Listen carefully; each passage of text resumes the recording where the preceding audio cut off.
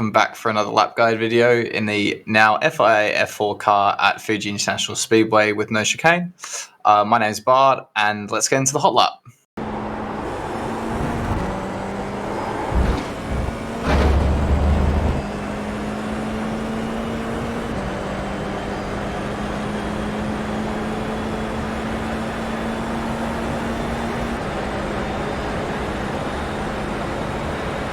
You've got the fastest lap.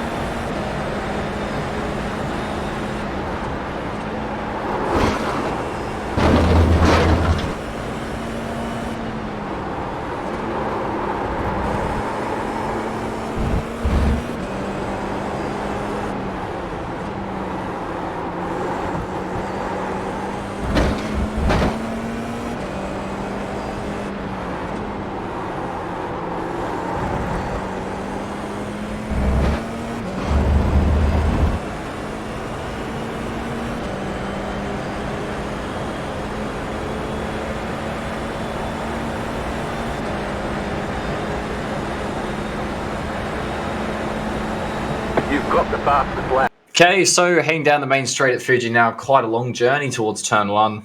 Going to be very easy to overtake, especially in this car with how powerful the toe is. So, yeah, watch out for that, especially on the last lap. You can get overtaken before the finish line, I'd say. Okay, so the first corner, heavy braking zone. We've gone over this before. Really smash the brakes in this car. You can be super efficient in a straight line. Pretty much 100% brake pressure. You can see I'm on 95, 90% brake pressure. Maintain that. Change down to second gear. Straight line brake for as long as you can. But what I will say with this corner is you have to turn it a little bit early because it's off camber. And if you don't make it to this inside curb early, you'll never make it. And the whole corner just gets ruined and you exit down the next straight as well. So keep that in mind, but we do want to try and be straight for as long as possible, and that's kind of the challenge. We've got to push the braking, stay straight, but we do got to get into the corner. We can't afford to miss the apex curb at all.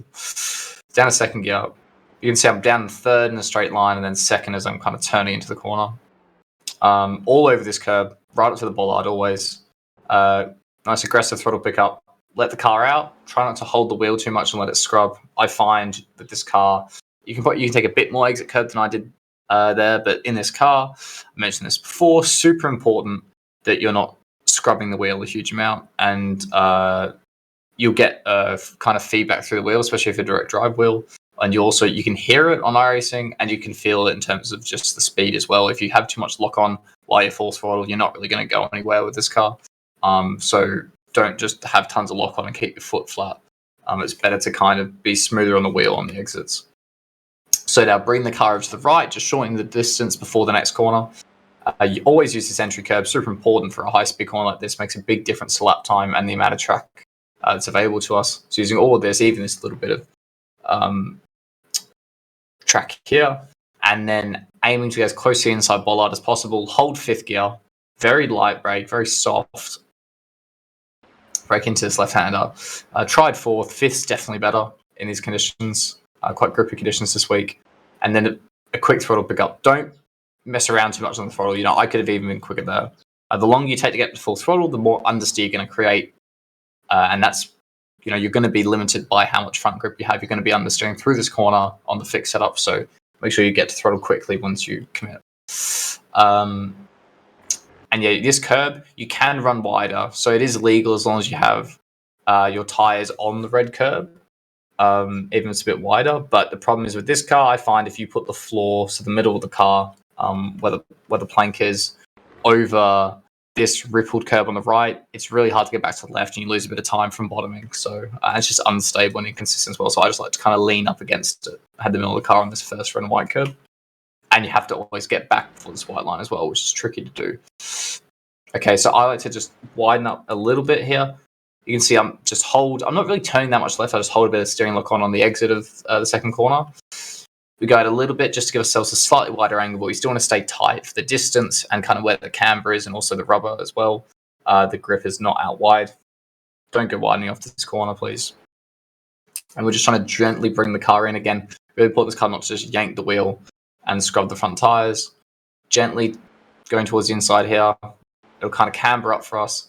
And you'll have to lift here around the middle of this corner. You can see the best reference you have is this little bit of scaffolding kind of marshal's area here.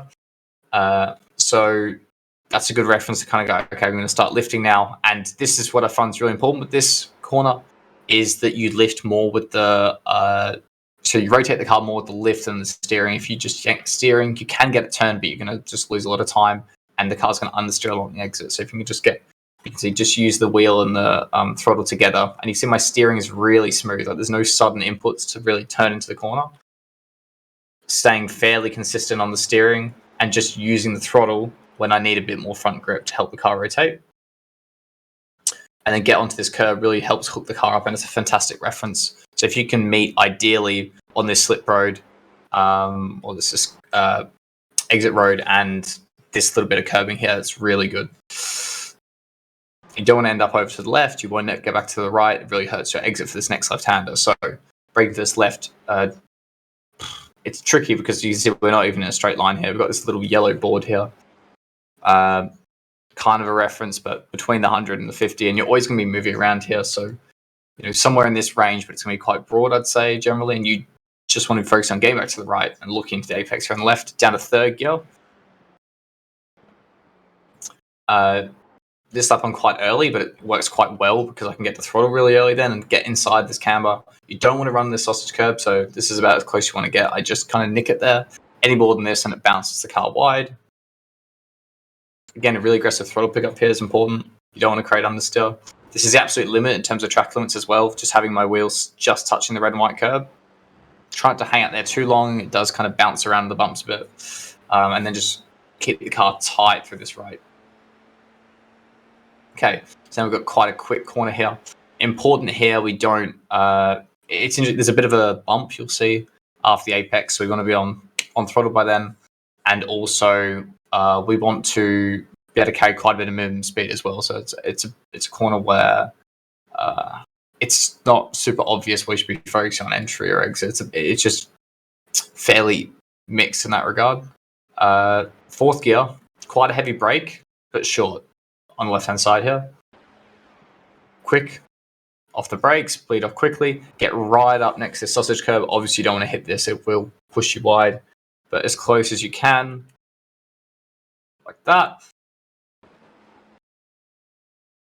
Good point to pick up throttle here because the track through this cut through kind of just bumps when you're joining onto the other part of the circuit. You can see there. Really important to get full throttle there. Use all the exit curve. This is pretty much the limit of that. And then this right-hander is actually, I find a lot more fun on this layout when you're going a bit faster. So down from fourth to third, soft brake. Just help the car rotate into the corner quite late as you can make it while still making the apex, I would say, is ideal. Carry a lot of minimum speed and just use the throttle to settle the car and control and put the weight back onto the rear, which will help give you a little bit more rear grip and a little bit more traction on the exit as you gently come out of the steering and just kind of sits over the rise. Really nice corner. We want to use all this red and white curbing. Don't want to go on these sausages. And then we just let it run out to the right a little bit here. We can't get all the way over to the right. Similar to some of the corners earlier in the lap. No real reference to braking here. I'm sorry if you're very reliant on braking markers and stuff like that, but we're going to be turning and braking the whole way through here. There's no boards or anything really to go off on the right. You can position based on these advertising boards and bits of the curb and things like that, but it's quite tricky here, and you've got this orange barrier. You can see on the left of here, but generally my advice for a corner like this is try and lean onto the right side of the track, but you just got to look into the apex for where you want to be braking and get the wheel.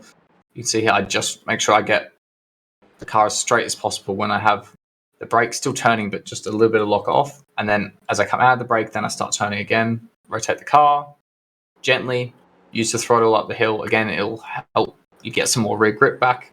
Otherwise, the car gets quite upset over the rise if you really carry speed in and just coast through the corner or hold the brake. Again, use all the red and white curb. Very similar to the previous corner, get back to the left. First thing we're going to do. We're going to open this up a bit, and then again, we're going to go for a little bit of an almost straight braking zone here. And then as we bleed out of the brake, rotate the car into the corner. Third gear I like here. Again, like the previous two corners. Nice early throttle pickup. You will get a little bit of understeer in third, so don't apex too early. Don't have your slowest point in the corner come too early. Try and meet at this sausage or just behind it, like here. And get a nice angle onto the straight. This exit's really important. Again, don't hold the wheel too much. Let the lock come off, and just use all the red and white curb. And pretty straightforward now. Just full throttle into the line. That's a lap of Fuji.